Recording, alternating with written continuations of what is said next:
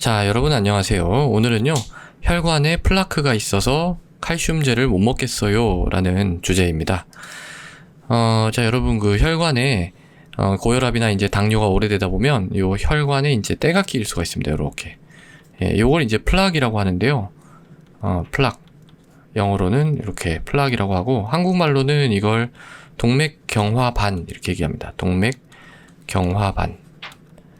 그래서 이제 고혈압이나 당뇨 오래되신 환자분들은 가끔 가다가 의사가 이제 경동맥 초음파를 보자고 할 때가 있어요. 경동맥 초음파. 뇌로 가는 동맥 중에 중요한 이제 동맥이죠. 경동맥은. 그래서 요 뇌로 이렇게 가는 그 동맥에 혹시 이 동맥경화가 심하게 오진 않았는지 이런 걸 좀 평가를 해보자는 거죠. 그래서 이제 이런 게 생기면은 문제가 얘가 이제 혈관을 좁아지게 하죠. 그러니까 이제 피가 잘 못 가는 그런 문제가 하나가 있고, 다른 거는 이제 여기서 뭐가 탁 떨어져 나가면은 요런 거 이제 색전이라고 하거든요. 색전. 그 색전이 이제 가느다란 다른 혈관을 막아가지고 또 문제를 일으키기도 하고 뭐 그렇습니다. 그런 게 이제 뭐 심장병, 뇌졸중 이런 거죠. 이런 게 이제 생길 수 있는 그런 이제 걱정이 되는 거죠. 근데 이제 여기에 문제가 되는 게 뭐냐면, 여러 가지 이제 영향을 미치는 인자가 있는데, 여러분들 뭐 칼슘제 드시는 분들 많죠. 칼슘, 뭐 골다공증 때문이든 뭐 다른 뭐 그냥 건강상의 이유든 칼슘을 드시는 경우가 많은데, 이 칼슘을 먹으면은 혹시 요 이제 플락이 생성되는데, 더 이제 악영향을 미쳐가지고, 뭐 심장병이라든지, 이런 게 더 잘 생긴다. 뭐 이런 이야기가 좀 있어요. 그게 이제, 사실은 이 플락이 칼슘이 이렇게 덕지덕지 침착이 돼가지고 조금씩 딱딱해지면은 또 문제가 되거든요. 그래서 그런 것 때문에 이제 많이 걱정들을 하십니다.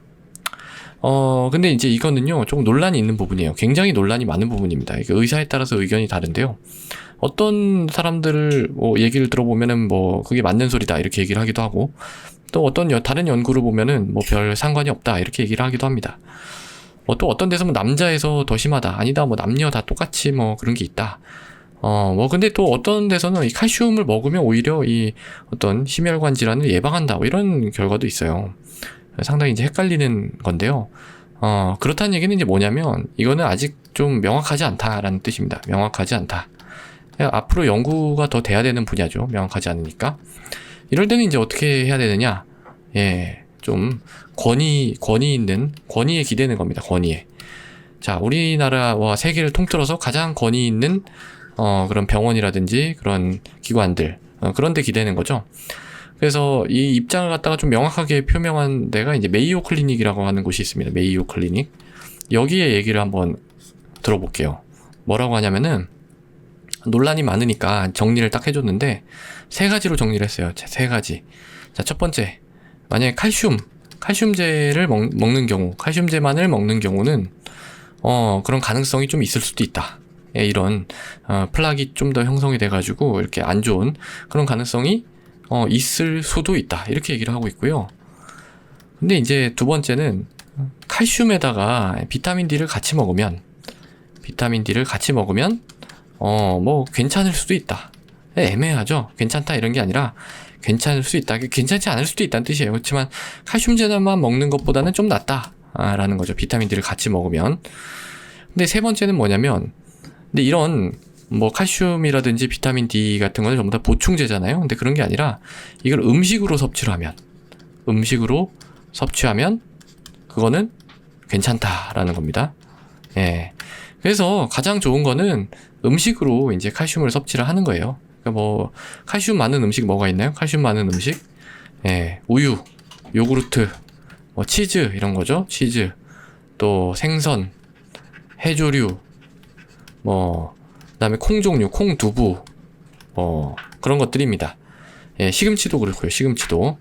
근데 이제 우유는 좀 저지방으로 아무래도 드시는 게 좋겠죠. 그래서 저지방 우유 이렇게 명시가 돼 있습니다. 그래서 칼슘 많은 요런 이제 음식으로 드시는 거는 뭐 이렇게, 예, 뭐 플락을 조금 더 딱딱하게 해가지고 뭐 더 문제, 이런 가능성은 거의 없다라고 이제 볼 수가 있는 겁니다. 그렇지만은 이제 음식으로만 우리가 칼슘을 전부 다 요구량을 섭취하기 어려운 그런 경우가 있잖아요. 그래서 그런 경우에는 이제 보충제를 먹을 수가 있는데, 그걸 좀 우선적으로 고려해야 되는 사람은 골다공증이 심하면, 예. 골다공증이 좀 심하면은 뭐 요런 보충제를 좀 고려해 볼 수 있다. 이렇게 이제 돼 있어요. 여기까지가 이제 메이오 클리닉의 얘기입니다. 그래서 만약에 이제 여기까지 들으시고 나는 이 뭐 한국 사람 얘기 들을 필요 없이 메이오의 얘기를 난 전적으로 신뢰하기 때문에 이걸 따를 거야 이러면은 그냥 여기서 그냥 끄시면 돼요. 예. 그런데 이제 사실 이제 우리나라가 뭐 미국만은 못하지만 그래도 좀 의료가 괜찮잖아요. 이번에 뭐 이런 사태에도 잘 대응을 하고 괜찮습니다. 그리고 연구도 뭐 꽤 잘 하고요. 좀 믿을만 합니다. 제가 뭐 이런 얘기 하면은 우리나라 연구 얘기하면은 뭐 우리나라 의사들이 이득이 어쩌고 뭐 제약회사 이런 것 때문에 다 조작됐다 뭐 이렇게 하는 사람들이 있는데 그렇지 않습니다. 다 이게 성실하게 하는 분들이고요. 뭐 돈 뭐 그렇게 많이 못 법니다. 사실은. 예, 물론 뭐 아주 세부적으로 들어가면 좀 뭐 이상한 그런 것도 좀 있긴 있어요. 그렇지만 이렇게 뭐 아주 큰 영향을 미치는 그런 대규모 스터디들 이런 것들은 웬만큼 좀 우리나라도 잘 디자인해서 했다고 봐야 됩니다. 이런 거 오히려 중국이 문제죠. 중국 거는 좀 솔직히 저도 좀 믿을 수가 없는데 어쨌든 뭐 우리나라에서 하는 이야기를 한번 들어보자는 거죠. 우리나라에서. 그래서 우리나라에서는 뭐라고 하고 있느냐? 그러면은 이제 우리나라에도 이런 학회가 있어요. 골대사 학회 맞나 이게? 골대사 영양학회인가? 어쨌든 뭐 골대사 학회라는 이런 것만 좀 전문적으로 하는 데가 있는데 거기에서 이제 쭉 정리를 해놓은 내용이 이런 게 있습니다. 건강한 성인이 하루에 이제 칼슘을 갖다가 2000mg에서 2500mg 정도 이런 거 먹는 거는 괜찮다. 연관이 없다. 이런 연구 결과가 있어요. 우리나라 사람들을 대상으로 한 거. 저는 사실 이게 맞다고 봐요. 별 연관이 없어요. 사실 제가 생각할 때는. 근데 이제 문제는 뭐냐. 국민 영양조사라는 게 있습니다. 국민 영양조사. 이거는 이제 상당히 빡세게 하는 조사예요. 이렇게 집에 와가지고 하나하나 꼬치꼬치 캐묻고 뭐 이렇게 하는 상당히 비용을 많이 들여서 하는 조사고요. 신뢰도도 굉장히 높습니다. 근데 이거는 뭐 전문적인 뭐 의학 이런 게 아니고 그냥 통계에서 하는 거예요. 통계청에서 관장을 하는 건데 그래도 꽤 신뢰가 있는 이제 그 대규모 연구조사인데 여기서는 이제 어떤 결과가 나왔냐면 이런 게 나왔어요. 그러니까 칼슘 섭취를 하루에 300mg 보다 적게 하거나 1200mg보다 더 많이 하면 그러니까 칼슘 섭취가 너무 적거나 너무 많으면 심혈관 위험 수치가 좀 증가할 수 있다. 심혈관 위험이 좀 증가한다는 얘기죠. 뭐 그런 얘기가 있습니다. 그러니까 요거로만 보면은 조금 다르잖아요. 이게 연구가 이게 조금 요거랑 조금 다릅니다. 그렇지만은 뭐 전체적으로 보면은 이게 칼슘이 많이 먹는 게 조금 나쁘다 이런 결과도 조금 있는 거예요. 근데 또 어떤 게 있냐면은 50세 이상 여성에서 9년 이상 이렇게 추적 관찰을 해보면은 칼슘을 많이 먹으면 심혈관 질환이 예방된다. 심혈관 질환 위험이 오히려 낮아진다. 이런 연구도 있어요. 그냥 좀 이것도 뒤죽박죽이죠. 사실 논란이 있는 분야입니다. 그렇지만은 그래도 그 서양의 얘기보다는 조금 더 좋은 쪽이죠. 칼슘 섭취에 대해서. 이게 왜 이렇게 다를까요? 이게 우리나라하고 서양이랑 왜 이렇게 다른가? 그거는 왜 그러냐면은 서양 사람들하고 우리나라하고 그 근본적으로 이 칼슘 섭취량이 달라서 그렇습니다. 예. 그러니까 이제 서양 사람들 전부 다 막 우유 베이스에다가 치즈 뭐 이런 거 엄청 먹어요. 거기다가 이제 햇빛도 많이 쬐고 뭐 이제 그렇잖아요. 근데 이제 우리나라 사람들은 사실 뭐 우유 많이 드시나요? 그러니까 뭐 많이 먹는 사람도 있겠지만 그렇게 뭐 소비량이 많지 않고요. 사실 뭐 시금치 뭐 이 정도 조금 먹는 것밖에는 없어요. 어르신들 같은 경우에는. 예, 그리고 또 우리나라에서 뭐 햇빛 조금 쬐봤자 뭐 비타민 D도 뭐 별로 합성도 안 되고 그래요. 그러니까 환경이 완전히 다른 거죠. 그러니까 환경이 완전히 다른 이런 상태에서 이런 외국의 그런 결과를 갖다 그대로 차용하는 좀 문제가 있다. 우리나라에서는 사실은 이 칼슘을 좀 먹어주는 게 좋습니다. 사실은. 그래서 여기에 바탕을 두고 이제 권고안이 나왔는데, 권고안이 어떻게 나왔느냐? 예, 칼슘 권장량, 우리나라 사람들 칼슘 권장량을 1일 하루에 800에서 한 1000ml. 예, 이게 왜 이렇게 나왔을까요? 요거 때문에 그렇죠. 요거 때문에 살짝 비껴가려고 200 정도 여유를 두고 살짝 비껴간 거죠. 800에서 1000 정도 먹어라. 근데 어떻게 해라? 음식으로 먹어라. 음식 뭐 여기서 이제 그런 얘기가 있었으니까. 근데 이제 음식으로 이제 이게 안 되는 상황이면 보충제를 먹자. 뭐 이런 정도로 얘기를 하고 있습니다.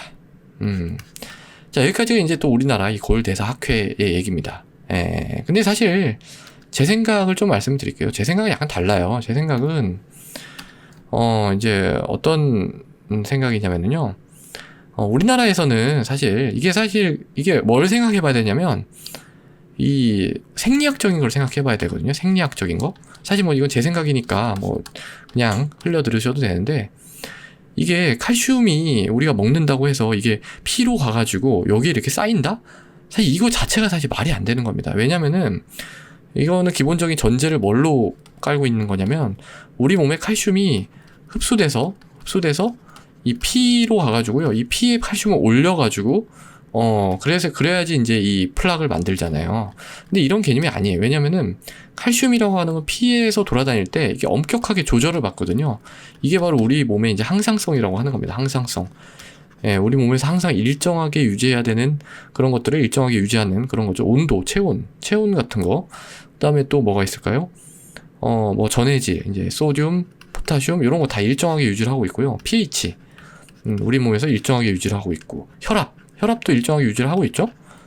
그러니까 이 항상성 카테고리 안에 이 칼슘도 다 들어가 있는 거예요. 칼슘이 조금 올라가면은 이제 이 기전이 발동을 합니다. 그래서 뭐 PTH라든지 뭐 칼시토닌이랄지 이제 비타민 D가 여기서 나오는 거. 비타민 D가 이제 여기서 항상성을 유지하는데 이제 작동을 하는 겁니다. 그래서 이게 딱 이렇게 8.5에서 10.5 사이를 엄격하게 싹 맞춰요. 그러니까 이게 무한정 증가하고 뭐 이럴 수가 없어요. 그래서 이게 조금 증가하면은 어떻게 돼요? 좀 증가한 게 바로 뼈로 이제 가가지고 차곡차곡 이제 칼슘 먹으면은 살짝 이 피로 갔다가 이 뼈로 이렇게 차곡차곡 계속 쌓이는 거죠. 이런 어떤 항상성을 유지하는 호르몬들 그런 덕분에.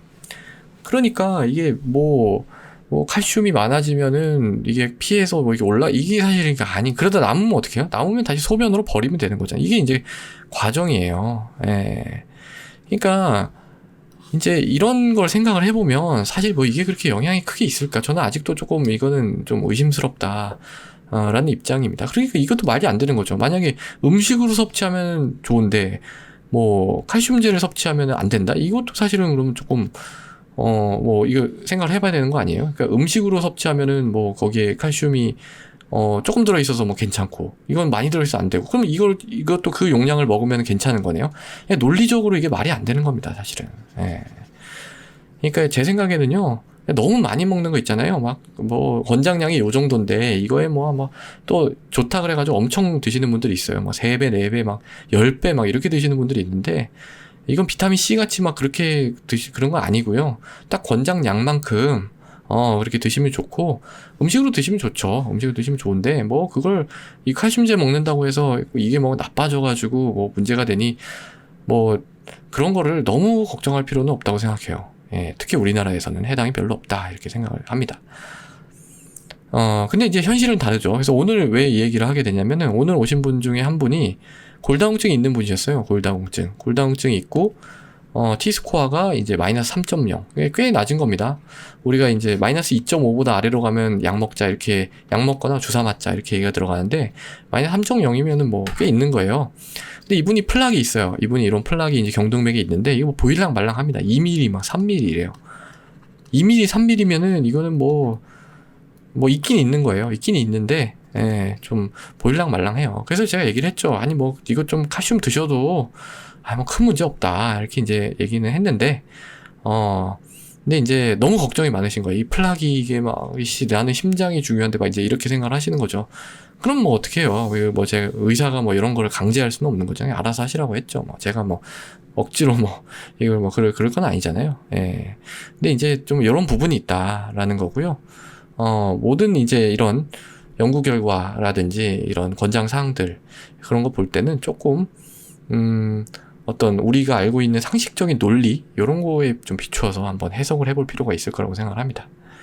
자, 그래서요, 오늘은 조금 논란이 있을 수도 있는 부분이에요. 예, 저랑 의견이 좀 다른 분들도 많이 있을 거예요. 그렇지만은 뭐 어쨌든 이런 주제에 대해서도 한번 좀 다뤄볼 필요가 있겠다 이렇게 생각이 돼서 다뤄봤습니다. 오늘은 그래서 혈관에 플라크가 있어서 칼슘제를 못 먹겠어요 라는 주제로 말씀드렸습니다. 오늘도 경청해 주셔서 감사합니다.